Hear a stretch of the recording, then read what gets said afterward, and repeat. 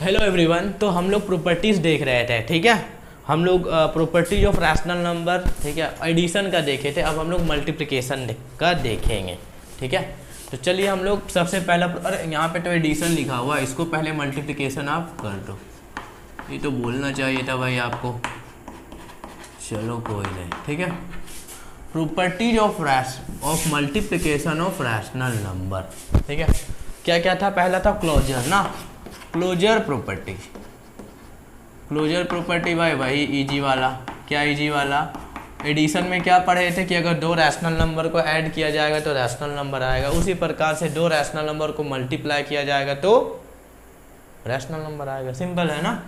तो यही है कि 2/3 इंटू 4/5 कर दिया जाए तो ये 8/15 आ गया, तो भाई रैशनल नंबर है। यही है, आप लिख दो डिफिनेशन में, multiplication of to rational number is rational number. यही है मेरा क्लोजर,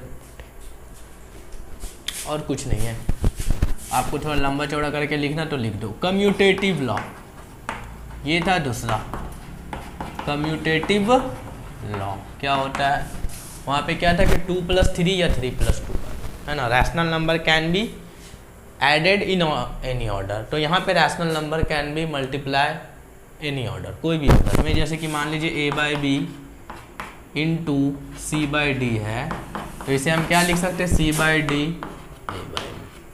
यही ना कि 2 इंटू 3 करे या 3 इंटू 2 करे, भैया बात मेरा बराबर है, ठीक है। तो कम्यूटेटिव लॉ इजी है। एसोसिएटिव में क्या होता है? इसमें एक बढ़ जाता है। क्या हो जाता है? एक मेरा बढ़ जाता है। कैसे बढ़ता है देख लो। इसमें 2 नंबर था, अब इसमें 3 नंबर हो जाएगा। A/B C/D इंटू E/F, ठीक है। तो अगर हम लोग पहले ये दोनों को ग्रुप करें, है ना, और फिर A/B into D/C into E/F, अब ये दोनों को ग्रुप करें तो भाई बात जो है बराबर ही आएगा। तो एसोसिएटिव लॉ क्या बोलता है मल्टीप्लिकेशन की का कि 3 रैशनल नंबर को can be multiply with any order. कोई भी ऑर्डर में आप ग्रुप कर सकते हैं, मान लो can be group in any order में, ठीक है। समझ में आ रहा है? कोई एग्जाम्पल देने का ज़रूरत है? आप खुद से लिख सकते हो, आप समझ रहे हो, आप क्लास 8 में हो, है ना। कोई दिक्कत होता है तो आप हमें बताइए कि सर नहीं समझ में आया। जैसे कि 2/3 है, चलो सिंपल नंबर ले लेते हैं कि 3 इंटू 4 और 5 है। अब ये दोनों को हम ग्रुप कर दिए तो इन चौके 12 हो गया और यहाँ पे 12×5 60 हो गया। अब उसी प्रकार से 4 इंटू 5 को ग्रुप करते हैं तो ये हो जाएगा 3 इंटू 20, तो ये कितना हो गया भाई? 60। यही हो गया कि rational number can be multiply, group can be in any order में। अब क्या है जो वो इम्पॉर्टेंट है, वो है मल्टीप्लिकेटिव आइडेंटिटी। वहाँ पे क्या था? वहाँ पे था एडिटिव आइडेंटिटी, है ना। यहाँ पे मल्टीप्लिकेटिव आइडेंटिटी है। ये जो है ना सही चीज़ है, ये प्रॉपर्टी इंपॉर्टेंट है भाई, आपको पढ़ना ही आगे। क्या था? Existence of multiplicative identity. Multiplicative identity क्या है भाई? ठीक है, 5 था 4 था याद नहीं है, जो भी आप देख लेना सही से। तो अगर हम बोल दे कि 2/3 में 2/3 बार बार ही लिख रहे, चलो 2/5 में अगर 1 मल्टीप्लाई करें तो 2/5, ठीक है। तो कोई भी रैशनल नंबर को अगर 1 से मल्टीप्लाई किया जाएगा तो वही नंबर मिलेगा, ठीक है। तो हम लोग 1 को क्या कहते हैं? Multiplicative identity. क्या कहते हैं? Multiplicative identity. बस यही, उसमें एडिटिव आइडेंटिटी था 0 को, इसमें मल्टीप्लिकेटिव आइडेंटिटी, क्योंकि 1 किसी से भी मल्टीप्लाई होगा तो हमें क्या मिलने वाला है? 1 ही मिलने, वही नंबर ही मिलने वाला। 2 इंटू 1 2 मिलेगा, 3 इंटू 4। ये अपना आइडेंटिटी नहीं खो रहा है, इसलिए हम लोग उसको कहते हैं मल्टीप्लिकेटिव आइडेंटिटी, ठीक है। समझ में आ गया? अब क्या है इसके बाद? Inverse, existence of multiplicative inverse. वहाँ पे एडिटिव इनवर्स था। एग्जिस्टेंस ऑफ, आप रिलेट कर पा रहे हो ना, existence of multiplicative inverse, multiplicative inverse भाई, ठीक है। तो हम बोले कि 2/5 में क्या मल्टीप्लाई किया जाए कि आंसर मेरा 1 आ जाए, क्या मल्टीप्लाई किया जाए। अब कुछ लोग सोच रहे हैं भाई क्या मल्टीप्लाई किया जाए, क्या मल्टीप्लाई किया जाए। अब कुछ बोला भाई कि 5/2, तो कोई दिक्कत नहीं, अगर आप नहीं जानते हो तो सीख लो, है ना। अभी हमारे पास बहुत टाइम है और कभी लेट नहीं होता सीखने के लिए, वो हमेशा कभी भी सीख सकता है। तो अगर हम लोग 2/5 में 5/2 मल्टीप्लाई करेंगे तो 5 कटा, 2 कटा, आंसर कितना 1। कुछ लोग बोलेगा भाई 0 है, 0 नहीं होगा, ठीक है। यहाँ पे 5 1 5, 2 1 2 आ रहा है, यहाँ पे तो वही हो रहा है, ठीक है ना, 1 आएगा। जब मल्टीप्लाई में कटता है तो भाई 1 ही आता है। तब उस कंडीशन में कहेंगे कि 5/2 मल्टीप्लिकेटिव इनवर्स है किसका, 2/5 का। फिर से समझो, हम क्या बोले कि 2/5 में क्या मल्टीप्लाई किया जाए कि हमें आंसर क्या मिले भाई, 1 मिले।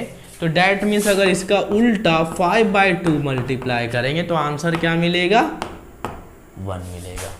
तो उस कंडीशन में क्या कहेंगे कि 5/2 जो है 2/5 का मल्टीप्लिकेटिव इनवर्स है, ठीक है।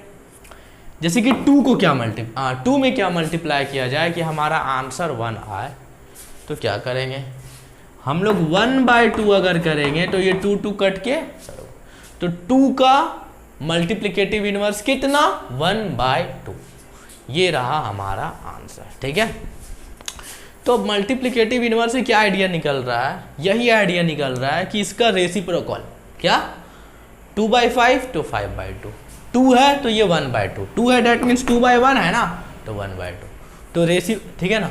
तो मल्टीप्लिकेटिव इनवर्स का मतलब क्या होता है, उसका रेसिप्रोकल। अगर बोल देगा कि -7/5 है भाई, तो आप लिख दीजिएगा 5/-7।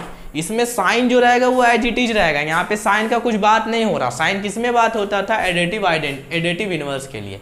इसमें जो साइन है वही, अगर प्लस है तो प्लस, बस ऊपर का नीचे और नीचे का ऊपर करना, ठीक है। समझ में आया, क्लियर है।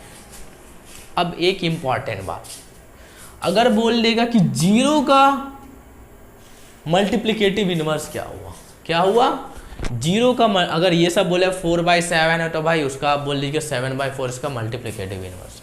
बट यहाँ पे 0 का मल्टीप्लिकेटिव इनवर्स क्या होगा, तो 0 का अगर देखिए कि 2 था तो ये 1/2 हो गया, इसी का 2 का मल्टीप्लिकेटिव इनवर्स क्या है, 1/2। अगर 0 का बोला तो 1/0 रेसिप्रोकल हो गया, उल्टा हो गया ना। तो हम लोग अभी रैशनल नंबर में क्या पढ़े कि 0 किसी को डिवाइड नहीं दे सकता है ना। ये क्या होता है मेरा, नॉट डिफाइन होता है। तो अगर 0 का मल्टीप्लिकेटिव इनवर्स पूछे तो आपको बोलना है नॉट डिफाइन। ये आता है 1 नंबर का एकदम इंपॉर्टेंट क्वेश्चन, ठीक है। इसमें बच्चा लोग फंसता है, तो आपको समझना होगा कि 0 का मल्टीप्लिकेटिव इनवर्स क्या होता है, 1/0 होता है। क्यों होता है, क्योंकि ये कॉन्सेप्ट है हमारा कि किसी भी मल्टीप्लिकेटिव का इनवर्स उसका रेसिप्रोकल होता है, और क्यों होता है ये सारा कुछ हम डिफाइन कर चुके हैं, ठीक है। समझ में आया।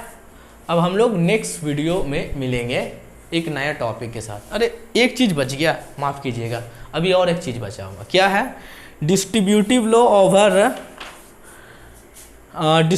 Law of multiplication over addition, ये चीज़ है, ठीक है। बस एक चीज़ है और फिर हमारा प्रॉपर्टीज जितना सारा है वो ख़त्म हो गया होगा। बस एक प्रॉपर्टी क्या है, distributive law of multiplication over addition. क्या बोलता है भाई, इसको एग्जाम्पल से पहले समझो कि मान लीजिए ऐसा कंडीशन है, 3 नंबर,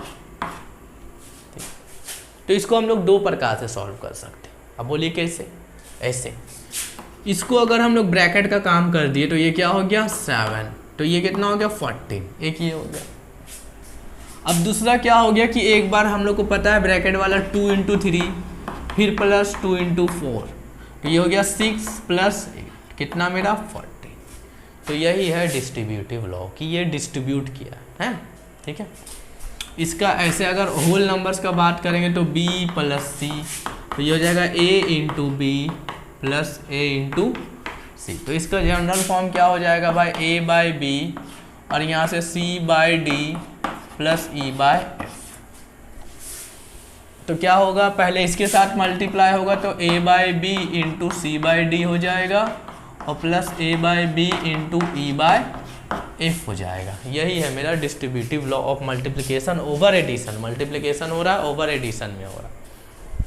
ठीक है, क्लियर है, समझ में आया? ऐसा क्वेश्चन आएगा तो हम लोग सॉल्व करके हम एग्जाम्पल समझाएंगे अच्छा से। ठीक है, एक और गौर करने वाली बात ये है कि जो हम लोग कम्यूटेटिव लॉ, एसोसिएटिव लॉ वगैरह पढ़े हैं ना, तो वो एडिशन और मल्टीप्लिकेशन के लिए होता है एप्लीकेबल, बट सब्सट्रैक्शन और डिवीजन के लिए नहीं होता है। जैसे कि हम लोग क्या बोले कि 3 में 2 ऐड करें या 2 में 3 ऐड करें, बात सेम होगा। बट अगर 3 में -2 करे और 2 में -3 करे तो बात सेम नहीं होगा। ये 1 हो जाएगा और ये -1 होगा, विच इज़ नॉट।